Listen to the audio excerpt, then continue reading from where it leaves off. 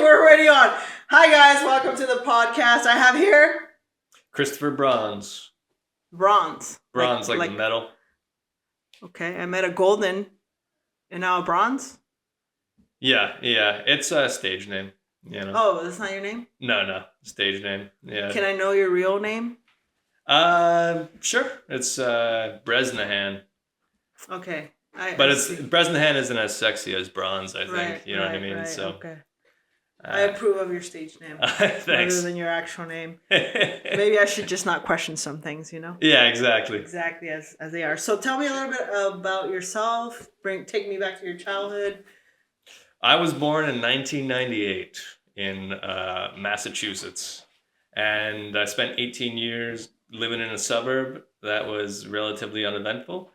Then I went to the University of Vermont and studied environmental science. And then... Wait, back the fuck up. Why science? What led you to science? That's a good question. I guess because nowadays I'm an actor, so it's a lot of people are surprised. Science and acting are total ops. Yeah, I would agree with that.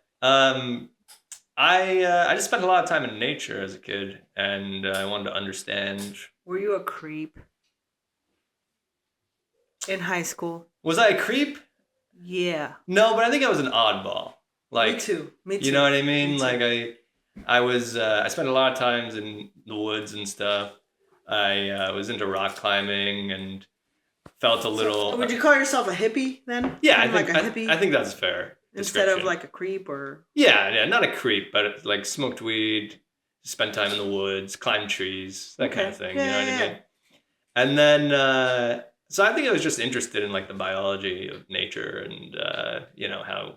And pollution and stuff like that. And this is back in like 2015 when climate change was just starting to become like global warming. Real or not real? Real. So yeah, I guess that's why I studied that. You know what I mean? And then I went to college and I liked it. You know. Would you say you like nature as like the trees, or you like nature as like the animals? You like them both? I think. Forests are like where I feel most comfortable, you know? So that's a combination of, I guess, animals and plants, but mostly like trees and kind of the... Are you high when you're in the forest? Often. Not always, often. I feel like you have to tap into your third eye to be in the forest and actually truly enjoy it and embrace it. Sometimes. Sometimes I think weed in general has like two effects, where it can either make you more connected with reality and make you really feel like you're a part of your surroundings and feel kind of tapped in. But it can also have a dissociative effect or kind of make you feel like a little bit removed from it. You know what I mean? Especially if you get anxiety from it. I think what I've been learning is like, if I want to go and have an experience in the woods with the weed that makes me feel really connected, I have to go in sober first and kind of like experience the place sober headed and kind of like take some deep breaths and allow myself to settle in, you know? And then once things feel familiar, then I smoke, and then I really feel more connected. Did you know something what I mean? in your life happen to you where you have to decompress in a forest?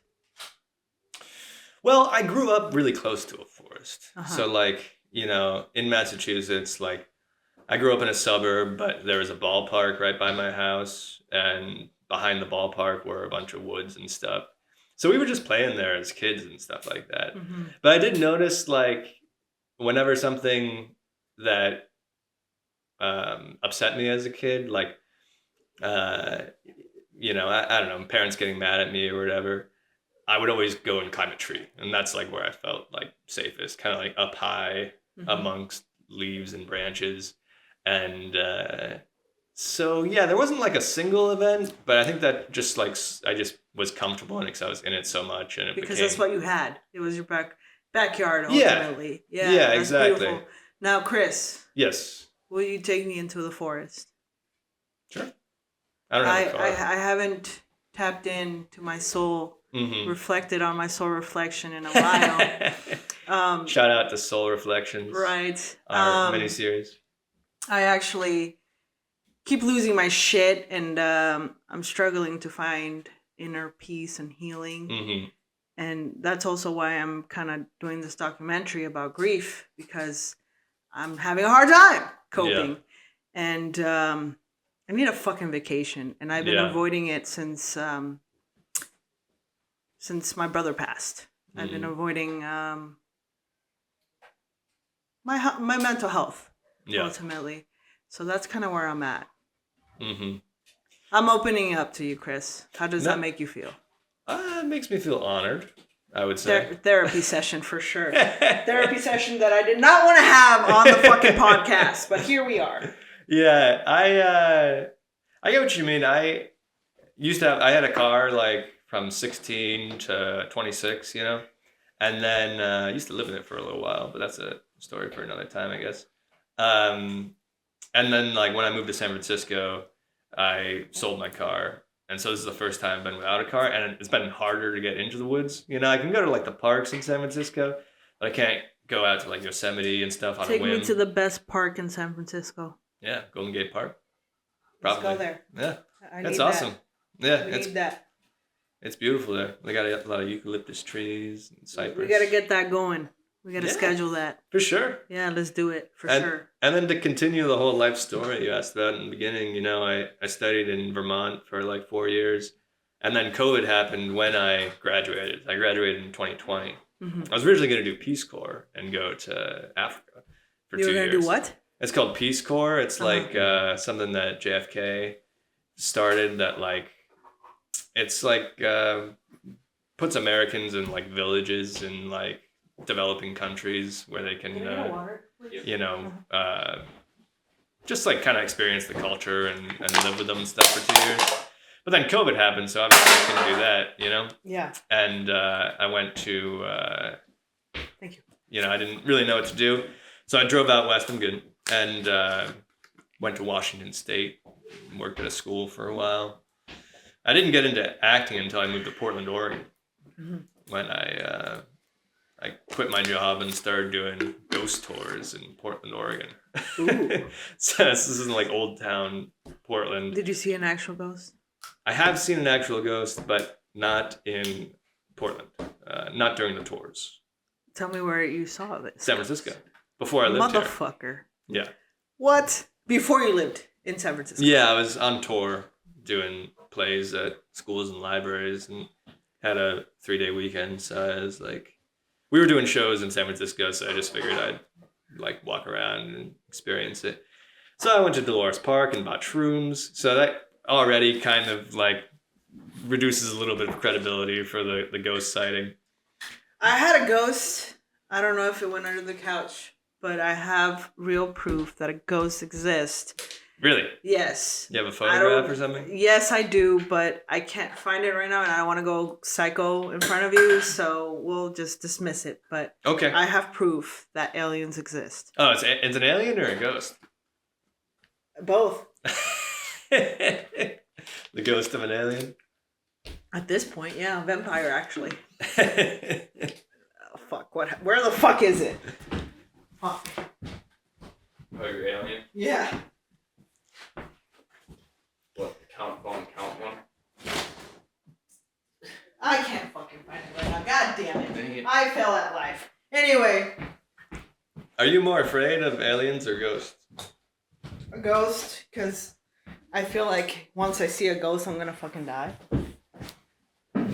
Yeah, but the thing about a ghost is you can't touch them, right? They're like immaterial, so how's it gonna kill you? Who the fuck knows? That's a good point. That's Who just the how fuck they show knows? it in You know, movies. like maybe I'm an alien.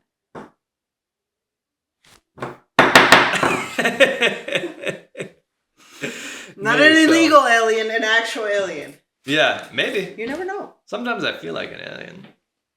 Facts. Me too. Yeah. I am very unique. How I don't so? fit in society, so. In what way? I don't, I'm not your stereotypical female. I don't wear, makeup. I don't do my nails. And I feel like being feminine, being a woman is very important in society. I'm not, skinny. I'm not fit. I'm not your stereotypical cute girl. Hmm. I I think on the East Coast I felt more strange because there's, especially in the town I grew up in, which is a suburb in Massachusetts, was very everybody in high school goes to college, like 99% of them, and most of them go to Boston for a finance job, and they all do this bullshit, like, I work for this financial firm for 10 years and then move to a suburb and have kids, and then the cycle repeats, you know what I mean? So I always felt kind of strange on the East Coast because I didn't really fit into that mold. Then when I moved to the West Coast, I was like, oh yeah, there's a bunch of like weirdos out here. You know what I mean?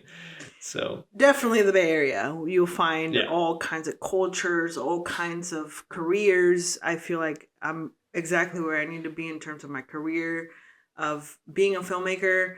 But if I was anywhere else, I don't think it would even be okay. yeah, You know? I the idea of a career is a funny idea to me. I don't, I'm 27 right now, and I've worked in like education as an actor, a little bit in like the nonprofit world as well, and I just don't feel like motivated to. Maybe I have commitment issues, but like to like focus on one thing and be with it the whole time. You know what I mean? But like, Is there something that you're 150% passionate about? yeah, writing and storytelling in general. I think Okay. acting is a part of that. Cool. As Yeah. long as you have something you could tap into, that's a Yeah. beautiful thing. Yeah. I met people that don't have passions, or they tell me they're good at everything or they could do anything, which I love. But Yeah. I feel like having one thing that you're really in love with makes a big difference in your life. Yeah. But I think even better is having a few things that you're in love with, because if one thing that you're passionate about falls through, or you're just hitting a rocky point in Well, here's acting, the let's thing: say. being like a producer, Mm-hmm. I find myself also being into psychology, also being into business, merchandising, numbers, YouTube, and all. I do a lot of things in that aspect, but I also have a job, or Right. jobs. So doing film work as of now isn't funding me in any way, shape, or form. In fact, I'm investing in it most of the time. Right. So, of course, I'm pretty balanced as an individual. I have many skills, but if I didn't have filmmaking, I don't have shit. Mm-hmm. Yeah. Do you have any other hobbies?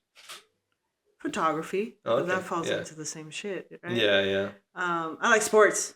Okay. Yeah, I like sports. Cool. You're a fucking sick, boring person, Jeanette. No, I like sports. I've been getting into baseball lately because I've been working at Oracle Park. I'm fucking bitter at Oracle Park. Why? Let's not get into it. They didn't give me a job. Oh, really? Yeah, I signed up to work for them, customer service, and they didn't give me the job. Damn. Fuck them, I'm man. pissed about it. Yeah. Still pissed to this day. Fuck the Giants. I'm an A's fan now. Because You're of in that. Sacramento, bro. I know. Not for long. It's gonna be in Vegas too. Yeah. I was just in a film festival in Sacramento. Really? They have talent out there. That's cool. They have talent. I've been working with these people who went to school in Davis, like UC Davis. Yeah. And He's from Davis. Oh yeah, cool. We made a movie called Project Moonshot in fall, which hopefully will be coming to YouTube soon after it's in a festival in Florida. And do you have to go to Florida? I'm not going. I would like to if I had the money for it and time, but I don't know how can't film go. festivals work. Like, can I just apply to film festivals and get accepted, and I don't even have to show up, or do I have to show up? I'm new to it. I don't think you have to show up. I think you can just apply and then see what happens. You know what I mean?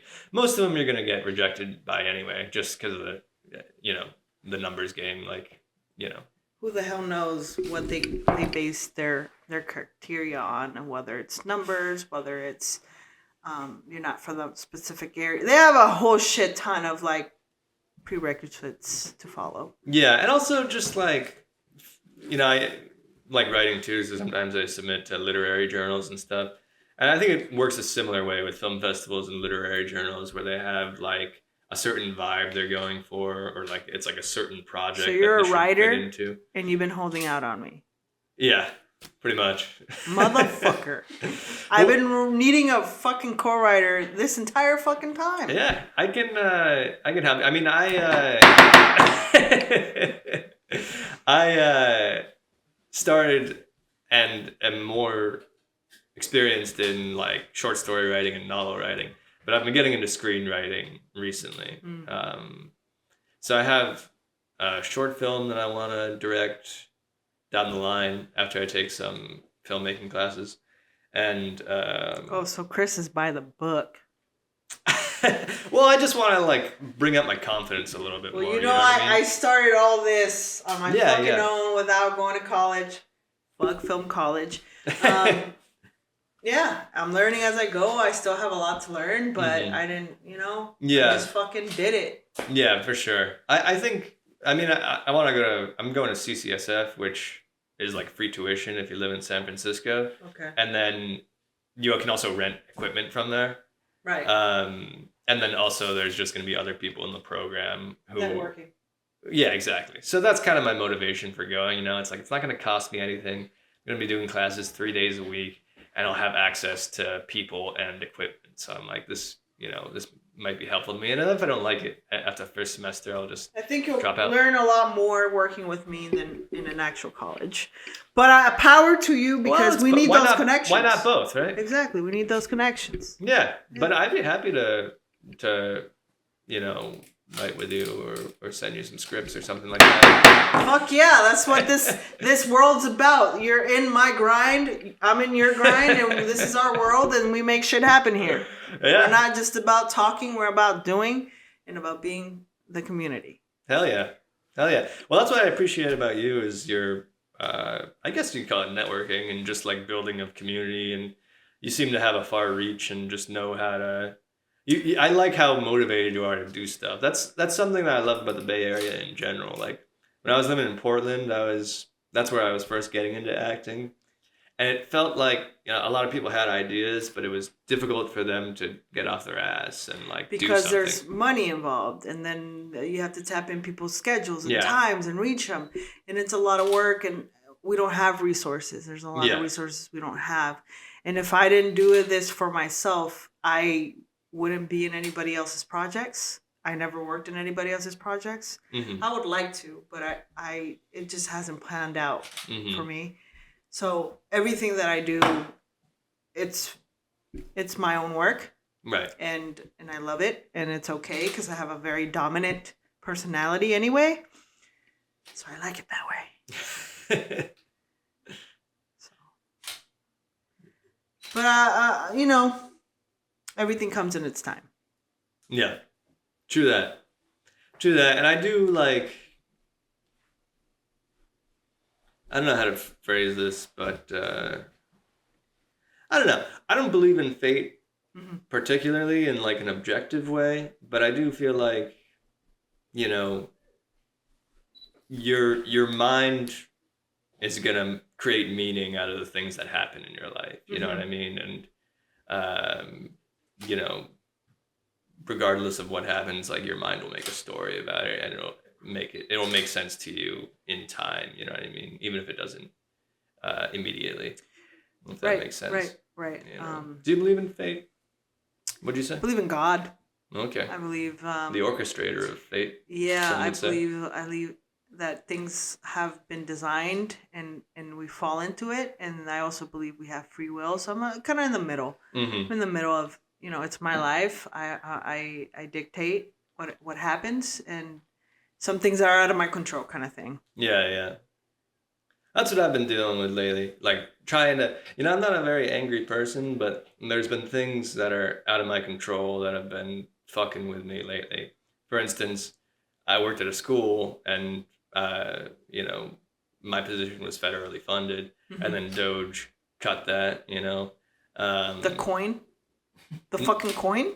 not the coin, but Elon Musk's Department of What the fuck? Government Efficiency. What the fuck does Elon have anything to do with the government, motherfucker? Well, that's a good question, but he was appointed by Trump to destroy programs that help people. I would say is a good way to phrase it. You know what I mean?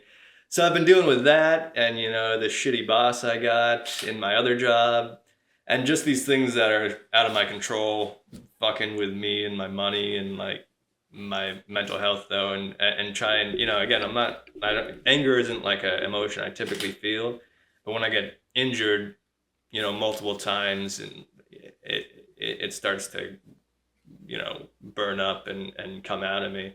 And that's been something I've been trying to handle lately. But the good thing is, a lot of times I get typecast for villains and angry characters. So I would definitely need to have you be a vampire. You think I'd make a good vampire? Fucking absolutely. Yeah. You already look like the perfect vampire. Cool. I might need to set it up. I'm into that. I'd love to play a vampire. The way to make things go right when everything is going wrong is do something about it. Yeah. Something positive. And the way I do something positive, I keep going. Yeah. I keep doing what I love, which is making content. So when opportunities don't come to me, I make them happen. That's how I cope. Yeah. Yeah, and I think also it's like my priorities. Like I gotta rethink those, because a lot of my anguish lately, again with Doge and my dumbass boss, have been related to money. You know what I mean? And I've been finding myself with these times of economic uncertainty, and also I'm saving up for I want to go to China, and I want to go to Maine in June.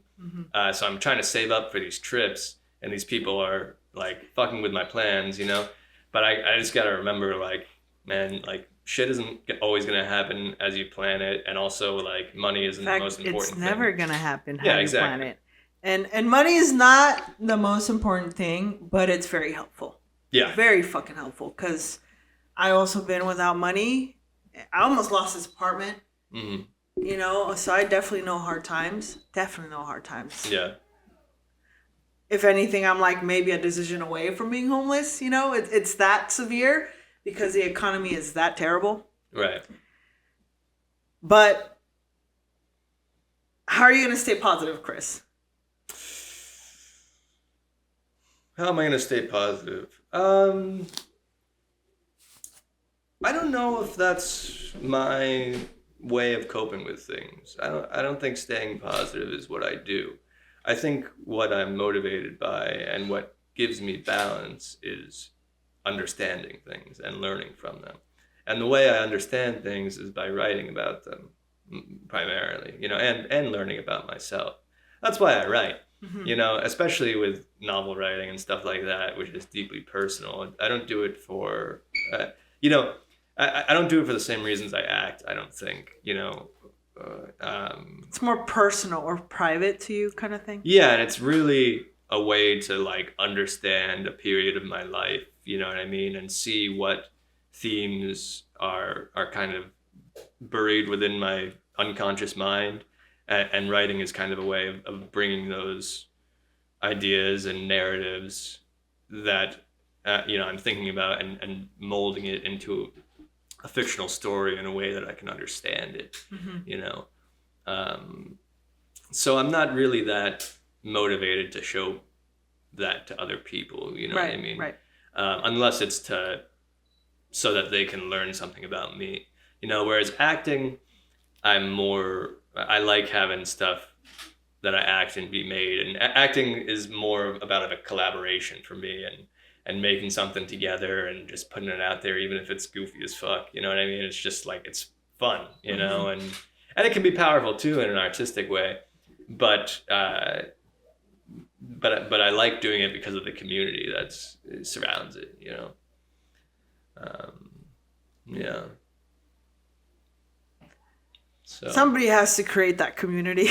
yeah, absolutely. Well, the Bay, I think, has a pretty good network. You know what I mean? It's been rough. Really? It's been very rough for me.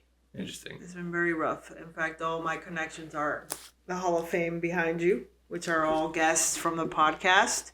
I'm not on there. Not yet. You are now, though, after this podcast.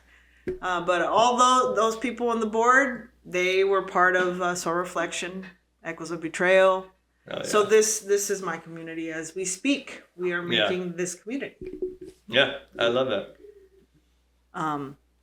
And by the way, Soul Reflections is one of the most fun sets I've been on.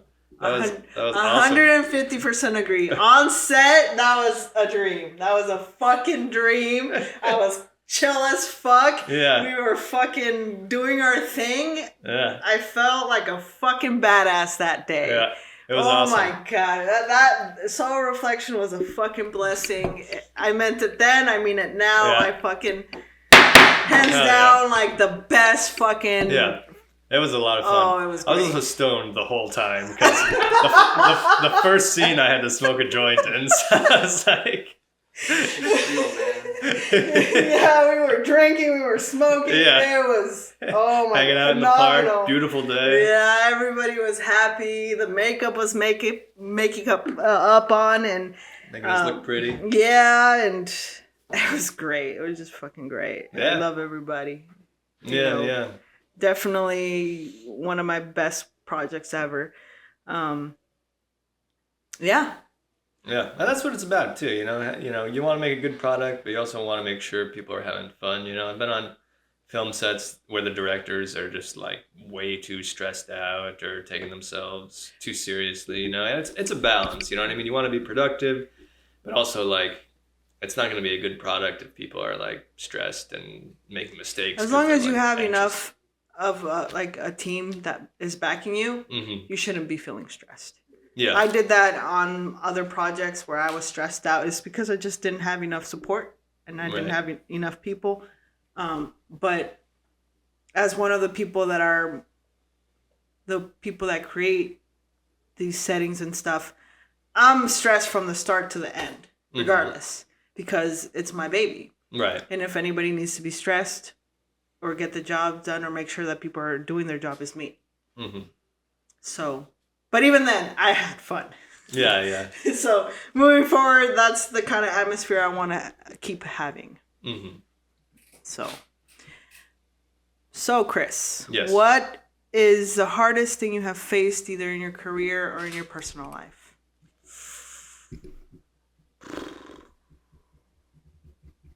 There's a couple of things that come up. The first thing that popped into my head was living out of my car. But the reason I did that wasn't necessarily because of I mean, it was partially because of financial reasons, but I wasn't necessarily pushed into it. It was still a decision, you know? And for some reason, I was at a point where I felt like comfort was, and specifically the comfort of a home at that time, and living in an apartment, and the routine and habit of, waking up and going to work and then coming home and then watching a movie and then going to sleep was kind of obscuring my ability to see some sort of truth or kind of connect with the world, et cetera, et cetera. And I was on tour anyway, sleeping in motels half the time. So I was like, why am I paying rent when I'm not even going to be in the apartment half the time? I could just live in my car and then drive around, go on tour. And then when I'm off tour, I'll just sleep in the woods or my car or whatever. And I thought that doing that would reveal some spiritual or some sort of... It'll open your third eye. I suppose so. And, I was in my car for 6 months. Sometimes I would go on a road trip. Other times I'd sleep in the woods. Other times I'd be in the car in Portland. And I think perhaps I was wrong. Although I'm not exactly sure yet. I haven't totally processed the experience yet. This is 2023, by the way. Mm-hmm. But that's what the novel I'm writing about right now is about that experience and trying to unpack really why I did that. You know, the first paragraph of the novel, it says something like, I don't think we really decide, like make our decisions ourselves, you know what I mean? I guess in some way, like denouncing free will, because I never really felt like I've made the decisions I've made. It felt like I've just been kind of gravitated toward them for some reason. But and the reason I decided to live in my car in the first place was because of the dream I had. So I guess that was difficult. It was difficult living out of my car logistically, but it was also difficult, like personally, just because I was like going through this hardship, and I was like, why did I even fucking sign up for this? Because of some half-baked idea that I would see God or something, when in reality, you know, I'm in Planet Fitness so I can shower every day. You know what I mean? Like, so that was one difficult thing I went through, I guess. Another more general thing, I guess, like. Hold on. Yeah. Before you move to a subject, what was the hardest thing living in your car? Logistically, you mean? Just in general. Well, finding a place that you'll be safe. If you're in a city, you know what I mean? Or you're in a place you're unfamiliar Probably with. the correct answer is where to eat or shit. Yeah, well, that's why getting a Planet Fitness membership is great, because you can use their bathrooms and showers, and it's only $10 a month. Okay. You know? Facts. So that's a big move. But you said safety, right? Yeah, because you got to park somewhere and sleep somewhere, right? But you got to do it where the cops aren't going to bother you, and you also got to do it in a place where you're not going to have someone try to break into your car and steal your shit. Or kill you. Yeah. Right? Which happened almost once. Yeah. It happened almost? I was, it was a really hot day. It was like July, and it was in Portland, Portland gets really hot in summer. People don't really understand that. So, and I was parked on a side street because I was working in Portland too, so I needed to be in the city. And I rolled the windows down a little bit, and I was like, you know, I shouldn't put it enough where you can put your whole hand through, but I need to put it just a little bit. And it ended up being enough to put your fingers through, you know. And I was like, yeah, that should be fine. I fell asleep, and then at around 3 a.m. I heard a squeak. And I was like, what the fuck? And then I heard my car door open, and I was like, what the fuck? I look over, and a guy is opening my car door and starting to get in. And so I say, get the fuck out of here, you know? He didn't know I was in there, so he got on his bike and drove away. But apparently, I didn't realize this, if you can get your fingers into the window, you can just force it down, bring it in, unlock it, and then the alarm won't even go off, and you can just get in, you know? So that was kind of a close call. Oh, shit. So yeah, it's like, and then when something like that happens, you get a little paranoid about like, fuck, you know, I gotta be a little bit smarter about this. How far in that journey were you? Like in the beginning, middle, or end? Kind of the middle. I started in the car in April, and I ended in October 1st. So this is July. So it's kind of the middle, yeah. Okay. But yeah, in the beginning, I was really gung-ho about driving and camping and going on road trips, and I was like, this is great. I'm not paying rent, so I just have freedom. I can go wherever the fuck I want. You know what I mean? I'm not held down by anywhere. And by the end of it, I was like obsessed with efficiency, in the sense where I was like, I am parking at fucking college campuses, outside of them, going into the college campus, stealing food from the dining hall so I can get free breakfast, you know what I mean? I'm like spending most of my time at the college, so I'm not wasting money on gas. And I got obsessed with money and efficiency and time by the end of it. Yeah. And that's when it became unenjoyable. Right. You know? Surviving. Yeah, it became less about freedom and more about survival and efficiency, which wasn't as fun. Right. So would you say that shaped you in any way, shape, or form, that experience? Yeah, you know, I was, let's see, it was 2023, so I was about 25 when I was going on. That was like 2 years ago. It's not that long ago, right? Right. Yeah. I think I, you know, I think probably part of the reason I did that is because I was in my mid-20s and I was about to enter my late 20s. And to me, I think the late 20s meant stability and, you know, working a 9 to 5. For some reason, I thought when I turned 26, I would be like an office, Right. you know, like robot. 'Cause that's what society wants. Or Right. And then you get kicked off your parents. I was going to get kicked off my parents' health insurance. So I was like, that kind of pushes you into like a steady thing. So you had a Luigi moment. I wouldn't go that far. Please do not take that legitimately. No. We're not killing no CEOs. Not at this time. No. I know it felt like my last gasp of youth. Right. Right. So I wanted to preserve that energy, you know? And then when I moved to San Francisco, you know, since then I've been having a tension of trying to retain my freedom and youthfulness and my my passion for the arts, while also being like financially responsible and being able to live comfortably, especially with whatever's going to come politically in the next 4 years, which I'm very concerned about. So I'm kind of, it was, I guess it did morph me in some ways, you know. Certainly have more empathy for people who don't have homes now, and because I know how much work goes into being homeless. It's not like, and I wasn't even on the streets, you know what I mean? I was in my car, which is pretty cushy compared to what a lot of people go through. Mm-hmm. But it's work to be homeless, you know what I mean? There's stuff you constantly have to be doing. It's not like a lazy thing, you know what I mean? To exist. Yeah, just to exist. Like you said, you got to find places to go to the bathroom, get food, be warm, have shelter. You still need basic necessities. Yeah, and then on top of that, you got to find a way to get some money. You know what I mean? Yeah. It's a busy experience. You know, mm-hmm. It's not at all. It's not at all easy or lazy. Mm-hmm. No. Very humbling. Very unstable, though, for sure. Mm-hmm.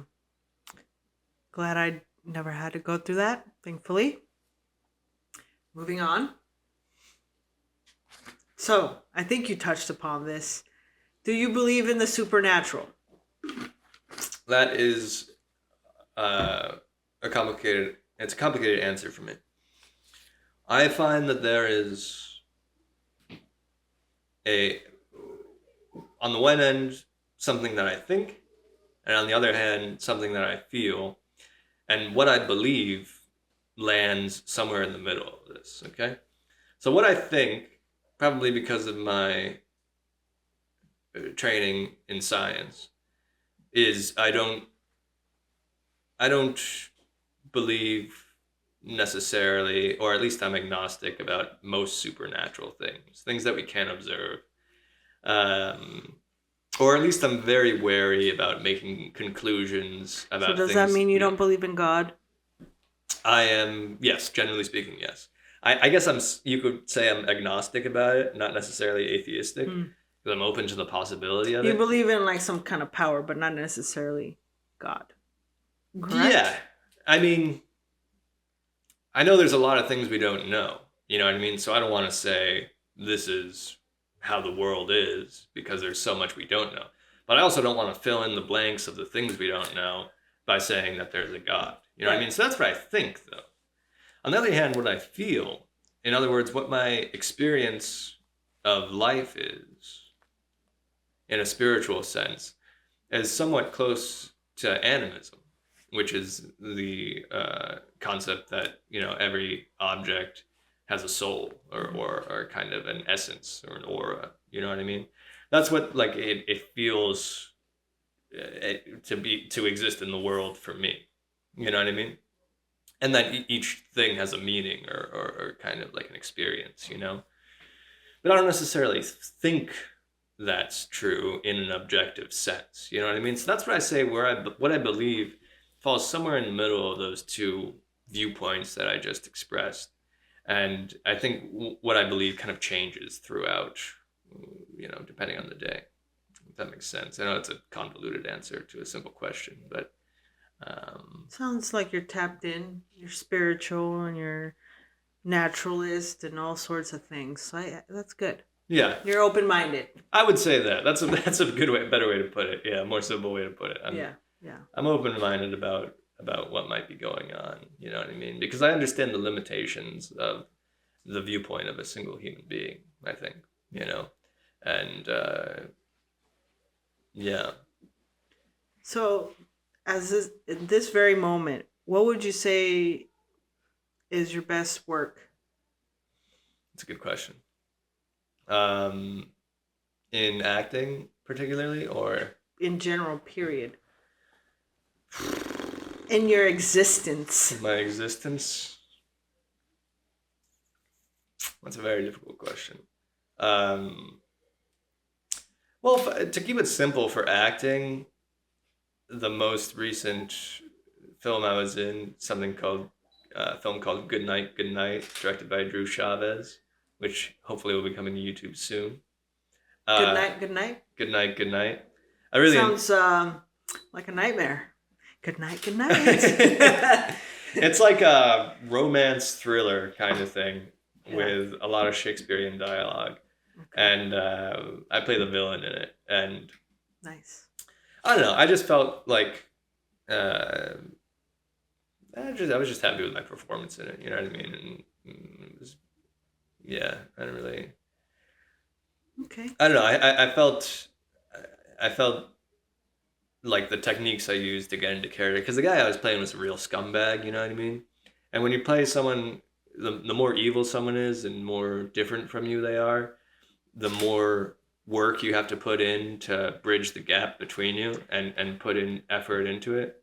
So I had to put a lot of work, both listening to music, thinking about their motivations and their perspective, and oftentimes I use, like certain catalysts to get me into character. So I'd bring like a flask of whiskey and smell it, you know what I mean? So like smells was really important for getting into character for that. So I put a lot of work into getting into that mindset. So I guess that's why I feel like that's the work I'm most proud of, you know what I mean? Because you had to really work for it. Yeah, exactly. Whereas when you play a character that's more similar to you, you don't have to put quite as much work How into was getting the into character you played in Soul Reflection? Was it More like Lou? More like you? similar to me. Okay. Yeah, I would say. Very similar. Yeah. Maybe a little too similar to me. No. I think I scored on that one. Yeah. I think I fucking scored on Yeah. auditioning some characters. Yeah. The thing with Joey is he's very similar to me, but he's a little bit more fearless and like willing to take risks and seem maybe even foolish or just like, I don't know, he's a little bit more unhinged, I guess, than me. But we are kind of similar in a lot of ways. And in how we view the world and how we navigate it, we're similar. Did you say you do anything special to when you're on set or you're trying to act? Is there any special rituals or lucky socks or lucky, I don't know, hat? Some.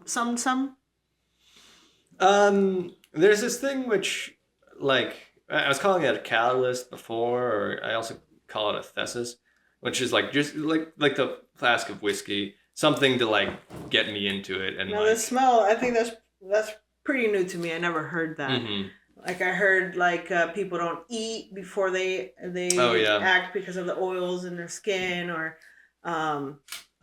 stuff like that. Another thing is there's always some band that I identify with the character and listen to. That's the most consistent thing, is I'll have music that connects me with it. So for Joey in Soul Reflections, it was a band called the Ramones that I was listening to a lot. It's like a punk band from the 80s. So I was like listening to them constantly, and like right before the scene, I would listen to songs by the Ramones. So there's usually music that that's always consistent. For me, I need something in my hand, whether it's coffee or energy. I need like a fidget or something. Yeah. I need Lots and lots of caffeine. Yeah.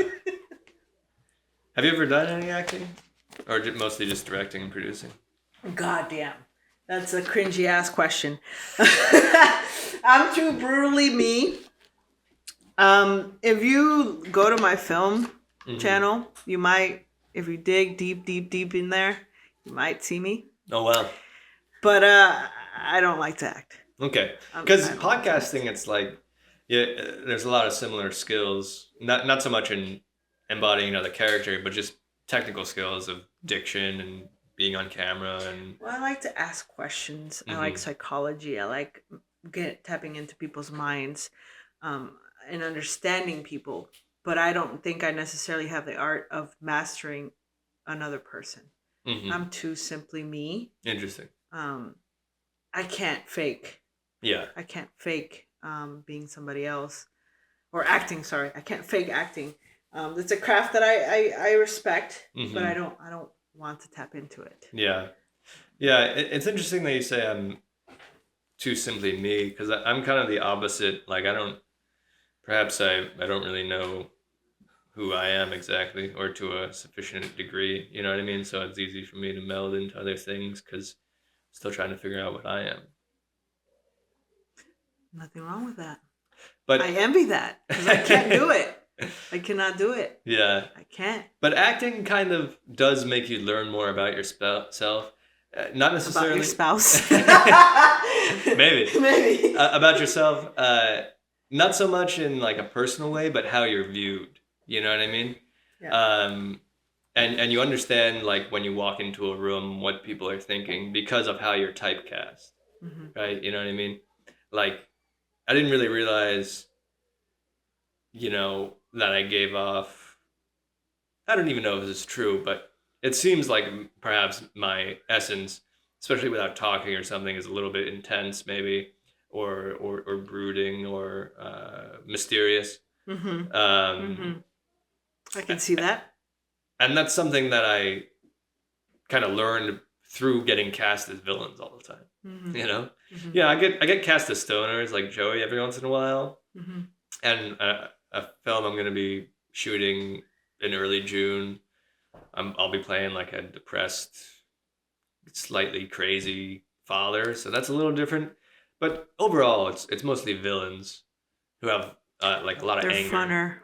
Yeah, they are. They're funner. They're usually a little bit more complex. I could see the mysterious aspect in you. I would say even maybe like in your own world, kind of thing. Like chill, but like aloof. You don't really give a damn what's going on. You're kind of in your own damn world. You know what I mean? Yeah. That's kind of the vibe you gave me. I'd say that's accurate. Probably. Yeah, and the vibe that people come and tell me that I'm very intimidating. I'm a bitch. I give the bitch vibe, that I don't give a fuck vibe. Which I guess I am okay putting to the world because deep down I care a lot. Yeah. And I feel like if I were to show that I care, a lot of people wouldn't understand, or some people just don't deserve my care as much, or to see that part of me. So the fact that I can play off that I don't care, it's kind of badass. It's kind of badass because it's not who I am, and and people have to work to get to know me because I'm closed off, because I like it that way. Interesting. I definitely didn't think you were a bitch when I first met you. I thought to me you're kind of magnanimous, or like friendly, and kind of I don't know, and I think it's because of how you like bring people from different places and try to get them on, and you're very welcoming, I guess, is kind of what I'm trying to say. Thank you. That was kind of my try to be. Yeah, that was my first impression. I've been working a lot on myself to be more pleasant, more enjoyable. Yeah, I can see how someone would see you as intimidating, but not in like in a way where you kind of like stand your ground or have like a large presence, you know what I mean? Or like a strong presence, but that's not really a bad thing. I think some people would interpret that, like become intimidated by that, but perhaps only weak people. As long as you don't put me in a place where I have to stand in my ground or Yeah. I have to be a certain way because I need to get shit done. Right. Shit needs to be done. Things need to happen. And you can't be nice about it. Right. Or nothing will get done or you'll get stepped on. So there's a way to be in every moment. Yeah. And if I have to be aggressive, I don't have to be aggressive, but that's how I kind of go about things aggressively because I'm Mexican and I'm loud and that's how I am and it scares people away, but that's me. That's just me. I'm usually not comfortable with confrontation, but recently with my idiot boss, I've been having to be confrontational and stand up for myself. I don't mind being confrontational as long as there's good that comes out of it. Yeah. Sometimes you have to be pushed to the wall and talk to improve. It's how real growth happens. Right. That's true. Yeah. And if you're scared of growth or you're scared of the truth or you're scared to be real, that's a real problem with me. Yeah. You know what I mean? Yeah. I mean, it's just easier to be peaceful, yes, but sometimes you just, like you said, you have to face it. Mm-hmm. Sometimes you get pushed too far or like people will take advantage of you if you're So if your idiot passive. boss was right here, what would you say to him? I would say hello. Hello, boss. How you doing? I got something to tell you. No, I would say I don't understand where you're coming from and I need you to communicate clearly. It's as simple as that. That's not even being aggressive, but it is a confrontation in a way, right? Just saying the truth. Look, I don't understand what you're talking about. You know what I mean? You're talking to me in this way, and I don't appreciate that. It's not helpful. You're the one who has to do work to make yourself be more coherent, so I can actually understand what the fuck you're talking about. You know what I mean? Just being direct. That's all I'm asking, you know? That's as simple as that, man. They're so soft. They become soft. People are either soft or I think, at least in this case, they are not understanding what's going on in their own head. So they're lashing out and they are, they're lashing out at other people. You know what I mean? And if you press them on it, they can't even fucking answer or explain their own behavior because they don't understand it themselves. You know what I mean? They're kind of clueless, you know? It's so I have empathy for that, you know? Because I've been there before too, you know, when I was a younger man, like didn't understand what was going on in my own head, and it came out in unpleasant ways to other people. You know what I mean? I struggled with that even last week as we speak. I had multiple lushing outs. Yeah. You know what I mean? I'm not proud of it, but you get pushed. Well, for me specifically, I don't know how to relax. I don't know how to rest. I'm always on the go, and I was really stressed out. I was facing a lot of stress. Yeah. And I lushed out on the wrong person. And now, I don't want to fucking apologize. That's where I'm at right now with it. Yeah. What's stopping you from apologizing? My fucking pride. I'm embarrassed, and I don't want to humble myself down and be like, look, I fucked up. I'm sorry.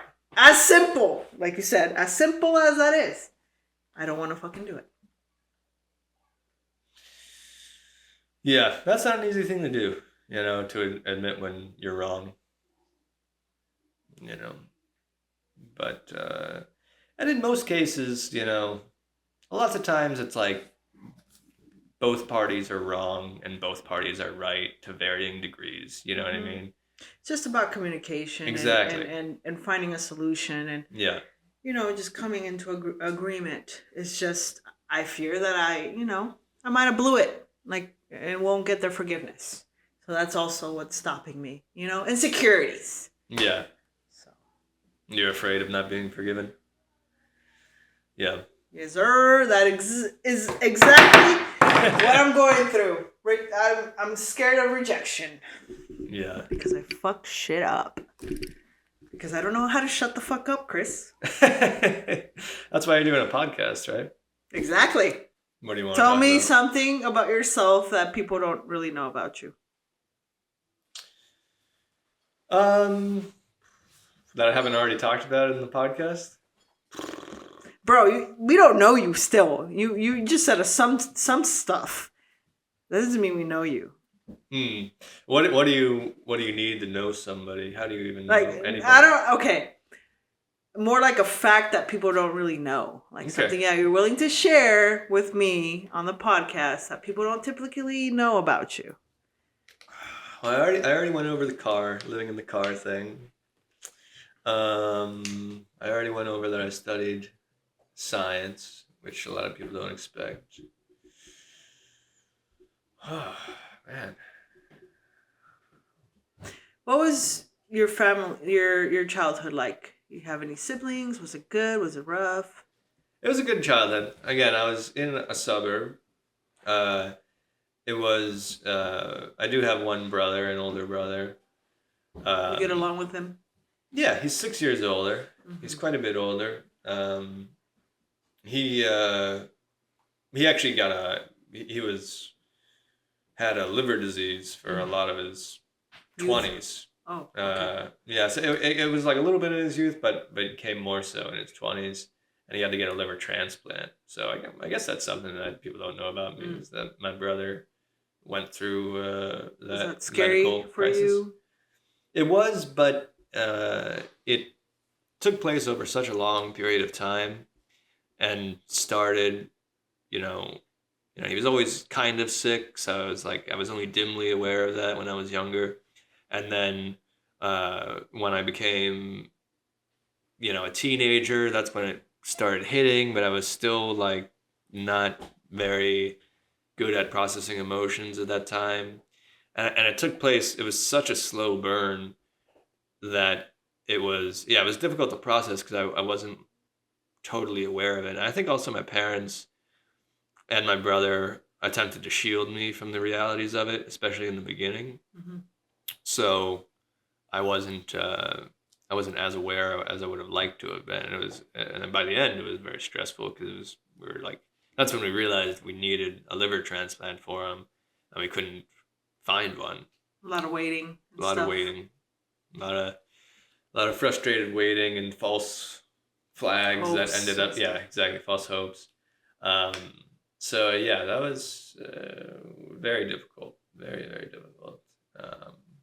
He's still alive and well, thriving. Yeah, so he got a liver transplant after 7 years of waiting, in 2022, I think. Did that come it happened naturally, or when somebody genetic? Died? No. Like, how did he come across? Oh yeah, it was genetic. You meant the new liver. Yeah. Unfortunately, yes. Right. That's how they got it. Somebody died, unfortunately. Yeah. But they live on as long as their organs are somewhere helping out in the world. So his disease is similar to that of someone who drinks a lot, but he wasn't an alcoholic. His came genetically. If that makes sense. Yeah. You know what I mean? So it was like looked similar disease and had similar effects, but it wasn't caused by alcohol. It was caused by genetics. Gotcha. Yeah. Yeah. So that was a huge part of my early 20s. Was trying to handle that, and I moved out west during part of that time, so that was difficult too because I was far from him. He lives in Rhode Island. So that's I guess something that shaped me and something. So you were the baby. I am the baby. Yeah. You are the baby, the spoiled brat. Continued to be. Yeah. Okay. I was a middle child. Really? Yes, sir. You have three? Three. You have two siblings? Used to be middle child. Yeah. One passed away. I'm sorry to hear that. Yeah, it's unfortunate. Anyway, moving on. I don't want to keep talking about grief because we were going to cover that soon enough, right? Right. Right. Projects coming. Yeah. Be very excited because it's gonna change the world. I feel like it's gonna be big, Chris. It's gonna be big. Cool. And you may or may not be a part of it. Who knows? We'll let the audience be surprised. Right. Yeah. We don't want to spoil anything. No. I think we already have, though. But they don't need to know that. All right, Chris. It's been fun. Thank you for coming and supporting the YouGrind podcast. Yeah. Now, 2 things. Yes. Famous last words, and where the fuck can they find you? Okay, well, you can find me on Instagram at Christopher Bronze. Christopher with a CH. Bronze like the metal. And my famous last words are remember to reflect. Remember to reflect. Oh, that's a good one. Play on words. I love that. Anyways, thank you for watching. Subscribe to him. Subscribe to us. See you guys next time.